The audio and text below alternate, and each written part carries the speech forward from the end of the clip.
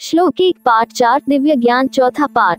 सगुण भगवान का प्रभाव और कर्मयोग का विषय। श्री भगवान उवाच इमं विवस्वते योग प्रोक्तवानहमव्ययम् विवस्वान मनवे प्राह मनुरिक्ष्वाका विब्रवीत। श्री भगवान बोले, मैंने इस अविनाशी योग को सूर्य से कहा था। सूर्य ने अपने पुत्र वैवस्वत मनु से कहा और मनु ने अपने पुत्र राजा इक्ष्वाकु से कहा।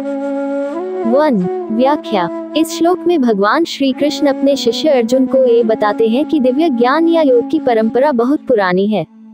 ये ज्ञान स्वयं श्री कृष्ण ने सबसे पहले सूर्य देव विवस्वान को दिया था। सूर्य देव ने इसे मानव सभ्यता के प्रथम प्रजापति मनु को बताया और मनु ने इसे अपने पुत्र इक्ष्वाकु को प्रदान किया। इस प्रकार यह ज्ञान परंपरा से गुरु शिष्य के माध्यम से आगे बढ़ती रही। ये श्लोक ये भी बताता है कि यह ज्ञान समय के साथ भ्रष्ट हो गया है और इसलिए भगवान इसे फिर से अर्जुन को दे रहे हैं। इस प्रकार श्री कृष्ण यह इंगित करते हैं कि यह ज्ञान शाश्वत है और सृष्टि के प्रारंभ से ही चला आ रहा है। ज्ञान की इस परंपरा का उद्देश्य मानवता को धर्म और अधर्म के बीच अंतर समझाना और उन्हें धर्म के मार्ग पर चलाना है। भगवान द्वारा अर्जुन को ये बताना ये दर्शाता है कि अर्जुन विशेष है, क्योंकि उन्हें वह ज्ञान प्राप्त हो रहा है जो पहले केवल दिव्य व्यक्तियों और ऋषियों को प्राप्त था। यह अर्जुन की महानता और इस ज्ञान की महत्वपूर्णता को दर्शाता है। श्लोक 2 पाठ 4 दिव्य ज्ञान चौथा पाठ। एवं परंपरा प्राप्त में राजर्षयो विदु सकालिनेह महता योगो नष्टः परंतप। हे परंतप अर्जुन, इस प्रकार परंपरा से प्राप्त इस योग को राजर्षियों ने जाना, किंतु उसके बाद वह योग बहुत काल से इस पृथ्वी लोक में लुप्तप्राय हो गया।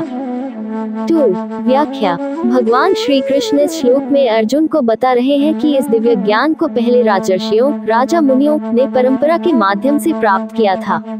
राजर्षियों का अर्थ है वे राजा जो आध्यात्मिक ज्ञान में भी निपुण होते थे। उन्होंने इस ज्ञान को समझा और इसका पालन किया, लेकिन समय के साथ इस परंपरा का लोप हो गया और यह योग ज्ञान धीरे धीरे विलुप्त हो गया। इसका कारण यह है कि जैसे जैसे समय बीता, लोग इस ज्ञान से विमुख हो गए और इस तरह ये पवित्र ज्ञान, जो परंपरागत रूप से एक पीढ़ी से दूसरी पीढ़ी को सौंपा जाता था, खो गया। श्री कृष्ण यहाँ पर अर्जुन को ये बता रहे हैं कि वे उसी प्राचीन योग को फिर से प्रकट करने जा रहे हैं, जिससे अर्जुन और आने वाली पीढ़ियों को लाभ हो सके।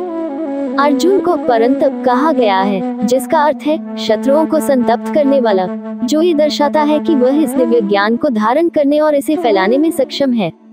इस श्लोक से यह शिक्षा मिलती है कि ज्ञान का आदान प्रदान एक महत्वपूर्ण प्रक्रिया है, जिसे समय के साथ जीवित रखना चाहिए, ताकि यह जीवन के सभी पहलुओं में मार्गदर्शन कर सके।